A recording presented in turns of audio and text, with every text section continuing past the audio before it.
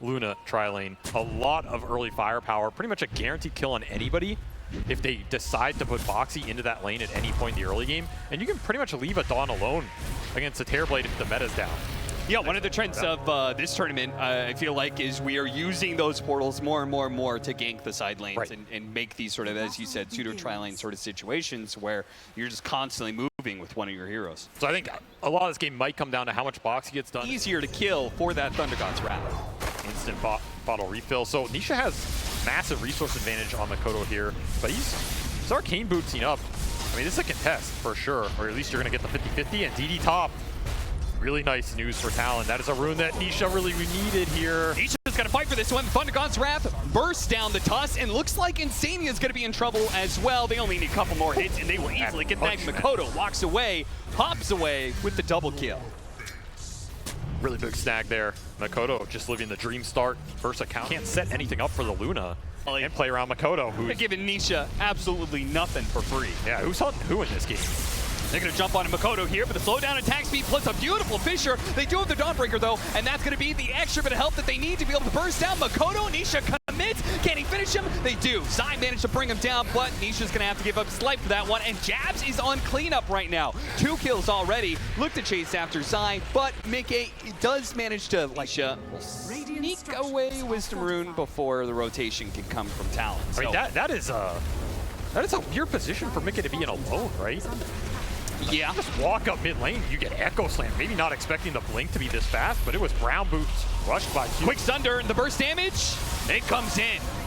They collect pretty quickly on that one, but 23 is committed heavily to be able to finish up this tower. He might pay the ultimate price for it as Boxy gets him down. Tag team, that's pretty easy. Boxy's going to be left behind, though, as the punch finally comes through. But double kill for Makoto. Was that worth it for 23 to stick around like that? I mean, no, but if you game and he's rolling, everything just starts to flow for this team. Yeah. And this fast blink has paid off very swiftly here. Yeah, because he was thinking about getting the arcane boots at some point in time. I remember very early on he had the 900 gold. I was like, yep, is he going to go for it? But he went for the fast blink, got a kill. Now he can maybe help Ollie. No.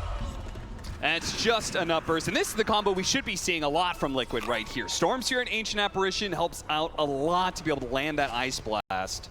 Even have Max Snowball throwing some more magic damage on the amp. Max Vortex is going to do some work here, and they're still looking. Can they control him enough? Easily. Burst him down. Jabs. Dawnbreaker coming in for an extra stun. The extra bit of burst damage required as well. 2 down as successful moves from Liquid begin to ramp up. All those support levels they were lacking come in, and now for this range barracks to survive. Free racks for 23.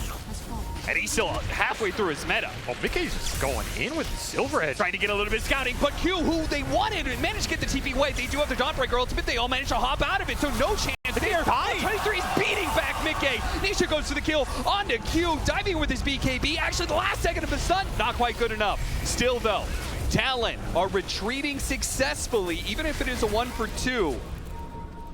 They don't get caught too much here. They've walked away with a kill on the carry. Look at the ward. Boxy sees everything right now. Gets the punch up in the air, quickly bursts down Ollie with Zai coming through. A beautiful hit from the stun and getting good damage in, but the BKB just came in from 23. Savage got stunned up though. He's going to be maybe losing his first life. He pops it now. BKB trying to commit to the kill onto Zai, and he barely gets it, but there it is.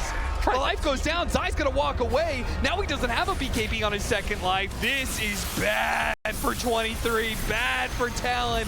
If they could have gotten away, but Team Liquid will not let them escape. Boxy just plays the long game and reaps all the reward here. That initiation from Liquid went terribly with the Dawn ult missing. I think he was pretty aware of that. He was getting charged at in that last team fight. We've got Aeontis being built up by Makoto. He knows he is probably the #1 priority. If you survive the BKB jump from Liquid, you can turn it around and you have your supports alive.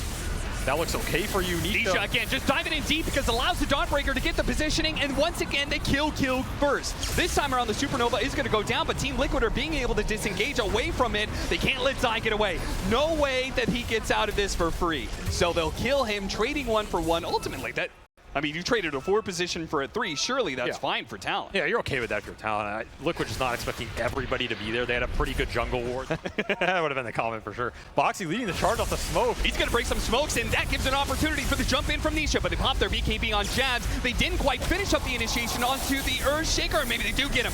Pull him back in. Once again, Dawnbreaker comes in, finish off the job. Zai goes for the kill, and he'll bring down Q. They can't do anything about these BKBs. They're trying to draw it out, but Ollie's going to join him. In the afterlife, just too much burst damage. Now they pursue. Without the supports there, they're feeling okay about this, but they've lost Foxy. Perhaps too aggressive. That was a little deep. Liquid could have just been very content taking Roshan, and maybe they still will. Yeah, but they lost their tag team.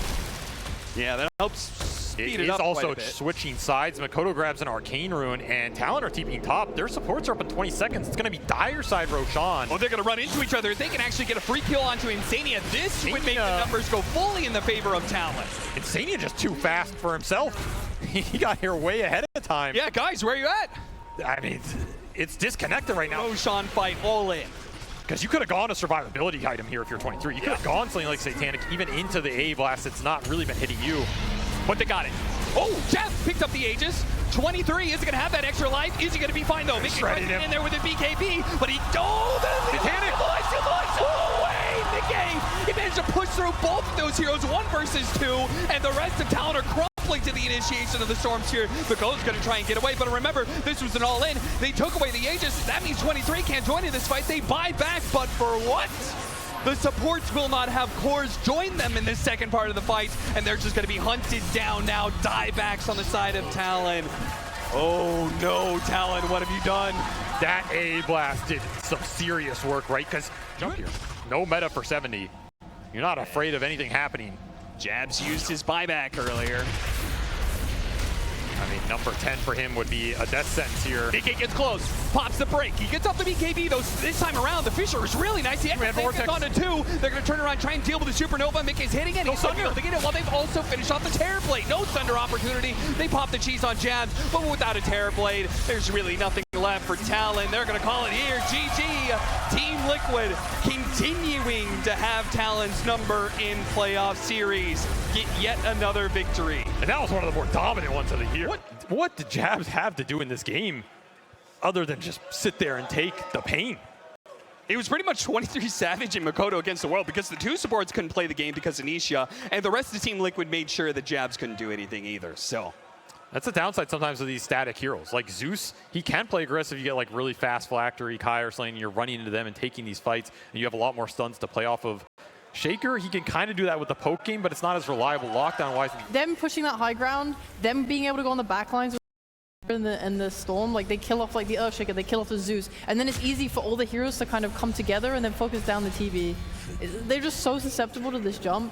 I don't know how they're meant to play fights, and they don't really. Well, that was the tough thing. We heard Cap kind of talking about, you know, Earthshaker needed to be able to do the initiation, needed to be able to jump into it, but every time he was in a position to want to try and engage, be that initiation for Talon, Storm Spirit straight onto you. The Dawnbreaker ult followed up, and it's just like, okay, now we have to be in defensive mode. We have to be reactive, and unfortunately, that does result in the 2-0 for Talon. Yeah, it's like one team has a Shaker, and then the other team has the Dawn, the Storm, the Tusk, like multiple points of we can find and kill you, and then poor old, you know, what's it, Cube and stuff like, guys, I can do it by myself.